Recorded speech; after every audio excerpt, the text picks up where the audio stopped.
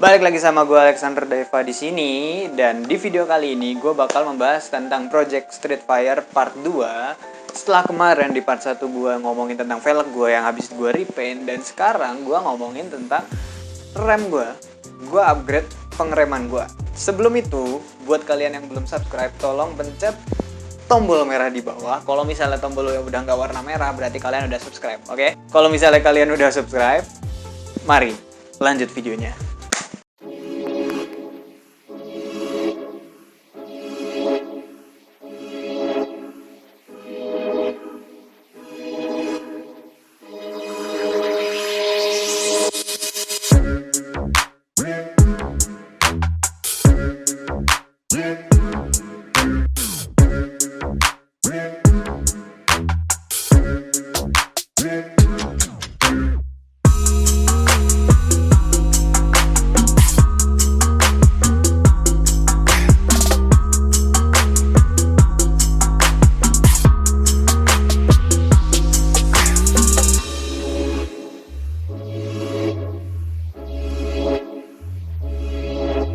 Seperti di judul, gue udah upgrade pengereman gue ke master rem, dan sebenarnya nggak pengereman juga sih, tapi juga kopling ke merek KTC Kitaku. Jadi gue upgrade ke master rem yang radial. Kenapa gue pilih radial? Karena ya bentuknya lebih keren, yang lebih racing ya istilahnya. Koplingnya juga itu satu set sama master rem ya. Karena gue nggak bisa pilihan lain, gue nggak bisa beli salah satunya atau gimana. Kenapa gue milih KTC? Sebenarnya karena lebih murah sih jatuhnya. Karena sebelumnya gue pengen beli RCB S1, tapi hitungannya lebih murah daripada beli master remnya doang RCB S1. Jadi gue beli KTC. Ini motor jelek nih. Jelek ini nggak standar tapi jelek nih.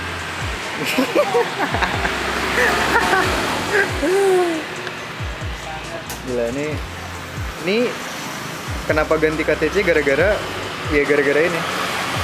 Tadi pengen RCB, tapi ini manusia ini meracuni saya dengan ini. Tapi gue balik racunin pakai ini nih.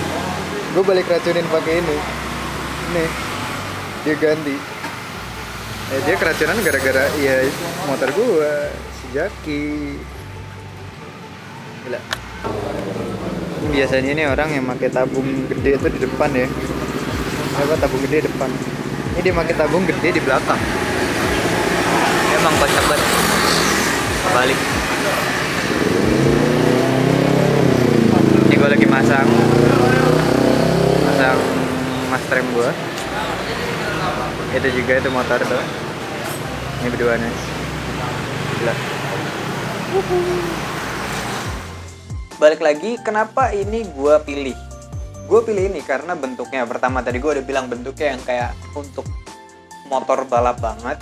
Dan yang kedua, ya masih looks. Ini tentang tabungnya. Karena gue ngincer master rem yang tabungnya terpisah. Karena itu ningkatin looks lebih keren lagi daripada make master rem yang bawaan, atau yang misalnya kalau kalian tahu KTC yang pakai tabung kayak Mika atau kaca, gue nggak tahu itu yang nyambung, itu belum radial. Itu harganya di kisaran 500.000 juga udah dapet kiri kanan. Tapi itu ya itu bukan KTC, itu RCB, sorry. Itu RCB yang ada tabung kotak tabung nyambungnya itu. Alasan yang berikutnya itu karena ini radial. Kenapa gue bilang ini radial? Karena pengereman jadi lebih kerasa, lebih gimana ya? Kalian bisa lebih dapat feel kalian ngerem secara perlahan, itu lebih dapat. Karena kalau misalnya kalian kalau misalnya kalian make master rem yang aksial, pengereman kalian tuh bergeraknya tuh kayak kalian mencet gini, nekennya ke pinggir. Nah, kalau misalnya kalian pakai radial, kalian mencet dari depan, kalian pencet, gerakannya tuh ngikutin, jadi sama. Jadi istilahnya ngikutinnya lebih enak gitu. Jadi feel-nya lebih dapat. Kalau misalnya untuk perbandingan RCB dan KTC yang gue pilih itu juga ada perbedaannya. Jadi untuk RCB S1 itu memiliki diameter piston 14 mm, sedangkan yang KTC itu memiliki 17 mm. Itu lebih besar dan jadi lebih makan, kalau misalnya bahasanya itu lebih makan remnya. Nah, jadi ini gue juga salah satu alasan kenapa gue pindah hati dari RCB pindah ke KTC. Untuk harganya sendiri, untuk RCB itu di kisaran 830-an, 800 ya, kisaran 800 ribu. Itu baru dapat master RAM. Dan KTC kiri kanan itu kalian udah dapat dengan seharga 950, tapi belum termasuk switch RAM, belum termasuk biaya pasang kalau kalian masangnya nggak di rumah atau sendiri ya. Dan oli RAM. Nah itu ya nanti tergantung dari bengkel kalian harganya berapa. Nah kebetulan ini gue belinya langsung di bengkel langganan gue di deket sini. Jadi ini gue baru banget pasang kemarin, ini tanggal 28 kalau nggak salah, dan kemarin itu tanggal 27 gue baru pasang dan gue langsung ngerasain bedanya, dan itu beda banget. Kalau yang sebelumnya kayak langsung langsung makan atau langsung nggak ada feel-nya gitu, ini ada kayak perlahan kalian mencet makin dalam gitu ya.